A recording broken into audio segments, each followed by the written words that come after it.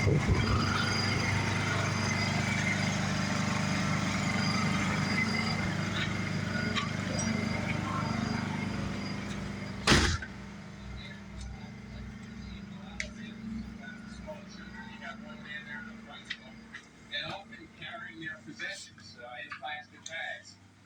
a very difficult situation for a lot of people whose cars have been flooded, trouble getting back and forth to work, and now trouble getting to their homes. A lot of this flood water came up pretty quickly and took a lot of people, including this woman, by surprise.